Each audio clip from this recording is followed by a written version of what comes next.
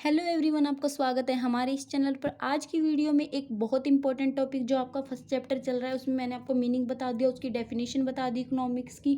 उसके बाद मैंने आपको क्या कराया था, मैंने बताया था आपको व्यष्टि अर्थशास्त्र क्या होता है, इसका स्कोप क्या होता है, इसकी इंपॉर्टेंस क्या होती है। तो इसी चैप्टर में आपका एक और टॉपिक है नेचर ऑफ इकोनॉमिक्स। ये भी इंपॉर्टेंट टॉपिक है, ये भी आपके एग्जाम में 6 मार्क्स के अंडर आपसे पूछा जा सकता है कि अर्थशास्त्र की प्रकृति क्या होती है। सबसे पहले आपको ये डायग्राम याद रखना है कि अर्थशास्त्र की प्रकृति मतलब प्रकृति का मतलब ही यह होता है कि विज्ञान है या कला है, मतलब साइंस है या आर्ट है। अगर साइंस है तो कौन सी आर्ट है, पॉजिटिव साइंस है या नॉर्मेटिव साइंस है। ठीक है, ये आपको पूरा एक्सप्लेन करना है। सबसे पहले आपको क्या है, इकोनॉमिक्स का मीनिंग इंट्रोडक्शन लिखना है, उसके बाद इकोनॉमिक्स का मीनिंग लिखना है। मीनिंग लिखने के बाद आपको ये डायग्राम बनाना है और उसके बाद ये डायग्राम आपको एक्सप्लेन करना है।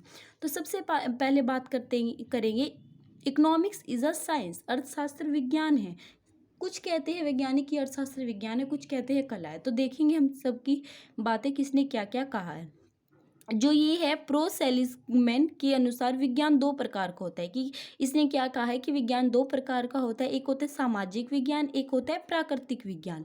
अर्थशास्त्र एक सामाजिक विज्ञान है। इसने क्या कहा है कि अर्थशास्त्र जो है वो क्या है, एक सामाजिक विज्ञान है, क्योंकि इसका संबंध मनुष्य से। आपको बताया था ना मैंने, इकोनॉमिक्स में क्या होता है, मनुष्य किसके संबंधी जितनी भी क्रियाएं होती है धन संबंधी, उनका हम अध्ययन करते हैं। तो सीधी सी बात है कि क्या है, ये एक सामाजिक विज्ञान है। और सामाजिक विज्ञान में क्या होता है, सामाजिक विज्ञान का संबंध किससे होता है, मनुष्य से होता है, क्योंकि इसका संबंध किससे होता है, मनुष्य से। जबकि भौतिक शास्त्र और रसायन शास्त्र आदि प्राकृतिक विज्ञान है। अर्थशास्त्र एक सामाजिक विज्ञान होने के पक्ष में निम्नलिखित तर्क है। ठीक है, अर्थशास्त्र सामाजिक विज्ञान है क्योंकि इसका संबंध किससे है, मनुष्य से है। और मनुष्य की क्रियाओं का ही अध्ययन हम किस में करते हैं, अर्थशास्त्र में करते हैं। ठीक है, समझ गई होगी ना।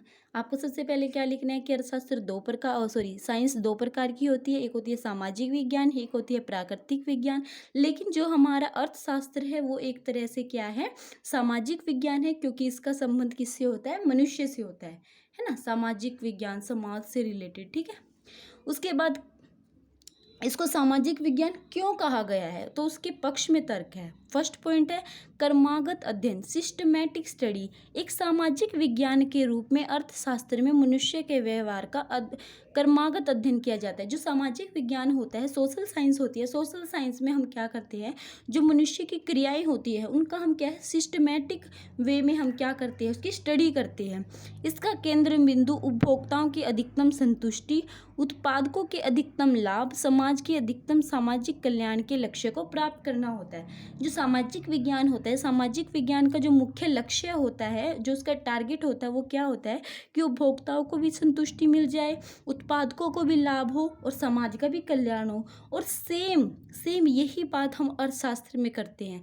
अर्थशास्त्र में भी हम क्या करते हैं, उपभोक्ताओं की भी संतुष्टि हो जाए और उत्पादकों को भी लाभ हो जाए और समाज का भी कल्याण हो। ठीक है, इसलिए हमने इसको क्या कहा है, सामाजिक विज्ञान कहा है।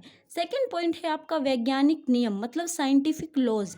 अर्थशास्त्र के नियम जैसे मांग का नियम, पूर्ति का नियम आदि वैज्ञानिक नियम है। ये नियम विभिन्न चरणों के कारण तथा परिणाम में संबंध स्थापित करते हैं। मतलब किसी न किसी चीज का कोई ना कोई कारण होगा और उसका कोई ना कोई परिणाम होगा। मांग के नियम से प्रकट होता है कि किसी वस्तु की कीमत बढ़ने पर उसकी मांग कम हो जाएगी। इस प्रकार यह नियम कीमत में होने वाले परिवर्तन, मतलब कीमत में अगर परिवर्तन होगा कि कारण क्या है, इसका कीमत है, उसका प्रभाव क्या होगा, मांग कम हो जाएगी। तो ये क्या है, साइंटिफिक लॉज होते हैं।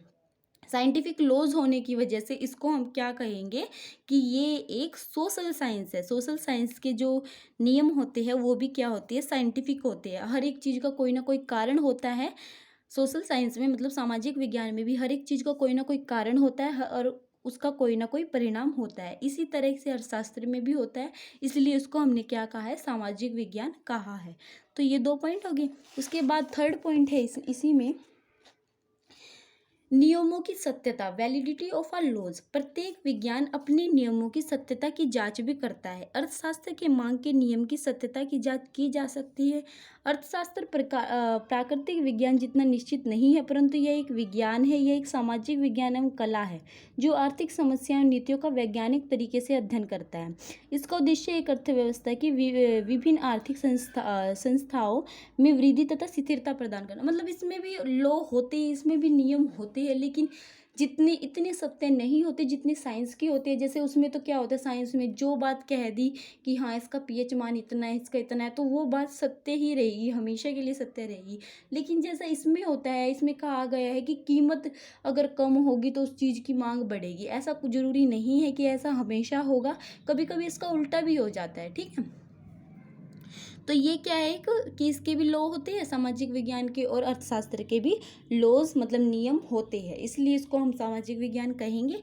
उसके बाद बात करें, बता दिया ना मैंने आपको साइंस। साइंस में आपको लिखना है पहले सामाजिक विज्ञान और प्राकृतिक विज्ञान, और उसके बाद सामाजिक विज्ञान के पक्ष में आपको तर्क देने और ये तीनों पॉइंट एक्सप्लेन करने हैं। उसके बाद बताऊंगी मैं आपको पॉजिटिव साइंस। इसके बाद बताऊंगी मैं पॉजिटिव साइंस होती है या नॉर्मेटिव साइंस होती है। पॉजिटिव साइंस कौन सी होती है? वास्तविक विज्ञान वह विज्ञान है जिसमें किसी विषय की सही तथा वास्तविक स्थिति का अध्ययन हो, मतलब हमें सही प्रॉपर हमें उसकी पोजीशन का पता लगे। ठीक है, एक विज्ञान के रूप में अर्थशास्त्र के कथन वास्तविक कथन होते हैं। वास्तविक कथन वे कथन है जिससे ज्ञात होता है कि क्या है और क्या था। ठीक है, इस टाइम पे क्या है, मतलब इस टाइम पे क्या मांग है और उस टाइम पे क्या मांग थी। ठीक है और था, ये आपको बात ध्यान रखनी है। ठीक है, उसके बाद है और क्या होगा।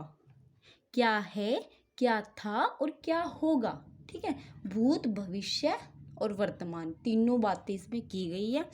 इन कथनों की जांच की जाती है। हम इन कथनों की तथ्यों के आधार पर जांच करके यह नतीजा निकालते हैं कि क्या कथन सही है या गलत।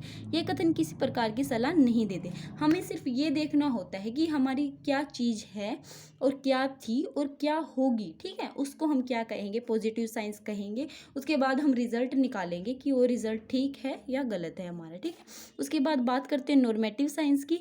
अनेक प्रसिद्ध अर्थशास्त्री जैसे मार्शल हो गया, पीगू हो गया आदि यह मानते कि अर्थशास्त्र क्या है, आदर्शात्मक विज्ञान है। आदर्शात्मक विज्ञान वह विज्ञान है जिसके अध्ययन से ज्ञात होता है कि क्या होना चाहिए, वास्तव में क्या होना चाहिए। इसमें तो हम क्या करते हैं, क्या है, क्या था, क्या होगा, हो गया, हो गया। ठीक है, चाहे वो अच्छा हुआ हो या बुरा हुआ हो।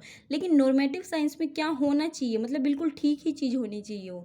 जैसे हमने मान लिया कि मांग क्या है, क्या थी और क्या होगी, लेकिन हम उसके बाद ये देखेंगे क्या होनी चाहिए थी। ठीक है, जिससे हमें भी प्रॉफिट हो। ठीक है, तो ये आपकी नॉर्मेटिव साइंस हो गई। उसके बाद बात करते हैं आपकी कि अर्थशास्त्र कला के रूप में किसी निश्चित उद्देश्य की प्राप्ति के लिए ज्ञान का व्यवहारिक प्रयोग करना। मतलब जब हमने कोई चीज़ सीख ली, उसका हम जब प्रैक्टिकली यूज़ करेंगे उसको हम क्या कहते हैं, कला कहते हैं। ये बात आपको भी पता होगा। जैसे कोई साइंस का स्टूडेंट है, उसने साइंस सीख ली, वो आगे जाके डॉक्टर बन गया। ठीक है, तो ये उसकी क्या है, कला है। जैसे कोई फैशन डिजाइनर बनना चाहता है, उसने फैशन डिजाइनिंग का कोर्स किया और वो फैशन डिजाइनर बन गया। अब उसके बाद वो सिलाई का काम करता है, पार्लर का काम करता है, तो वो उसका प्रैक्टिकल वर्क हो गया और ये क्या हो गई, उसकी कला हो गई। इसी तरह जैसे सिलाई, किसी ने सिलाई सीखी है, सिलाई सीखने के बाद उसने सूट स्टिच किया, मतलब सूट सीला है, तो वो उसकी कला हो गई। मतलब उसने पहले सीखा है वो, उसके बाद उसने प्रैक्टिकल वर्क करके देखा है, तो वो उसकी कला हो गई। तो ये आपकी कला होती है, आप समझ गए होंगे। उसके बाद आप जानते हैं कि भारत में बेरोजगारी पाई जाती है। यह सूचना अर्थशास्त्र के वास्तविक विज्ञान होने से प्राप्त है। आप यह भी जानते हैं कि सरकार का लक्ष्य बेरोजगारी, ये बात नहीं लिखनी है आपको, इसमें सिर्फ ये लिखना है कि नियोजन का मार्ग एक कला है क्योंकि निश्चित उद्देश्य की प्राप्ति के लिए ज्ञान का व्यवहारिक प्रयोग है। आपको सिर्फ इतना लिखना है कि कला, अर्थशास्त्र कला क्यों है। अर्थशास्त्र भी कला इसलिए है, अर्थशास्त्र भी कला इसलिए है कि जो बहुत से वैज्ञानिक है, जैसे सैमुअल्सन है, पीगू है, मार्शल है, इन्होंने भी क्या किया, पहले पूरी स्टडी की, पूरी अपने एनवायरनमेंट की स्टडी की, उसके बाद स्टडी करके कोई नियम बनाए, कोई रूल बनाए और फिर उसका प्रैक्टिकली यूज़ करके देखा जनता में, मतलब हमारी अर्थव्यवस्था में उसका प्रयोग करके देखा। जैसे उसने बना दिया मांग का नियम, उसके बाद मांग का नियम बनाने के बाद उसने देखा कि हाँ ये मांग का नियम सही है या हमारा नहीं है, मतलब प्रैक्टिकली यूज़ करके उसने देखा अपने एनवायरनमेंट में, तो इसलिए उसको क्या कहा गया, अर्थशास्त्र को एक कला कहा गया है। तो ये आपका पूरा क्वेश्चन हो गया कि अर्थशास्त्र की प्रकृति क्या है। उम्मीद है आपको पूरा क्वेश्चन अच्छे से समझ आ गया होगा। वीडियो पसंद आए तो वीडियो को लाइक, चैनल को सब्सक्राइब कीजिएगा। आपको मेरे चैनल पर कॉमर्स से रिलेटेड हर इंपॉर्टेंट टॉपिक की वीडियो मिलेगी। Thank you for watching my video.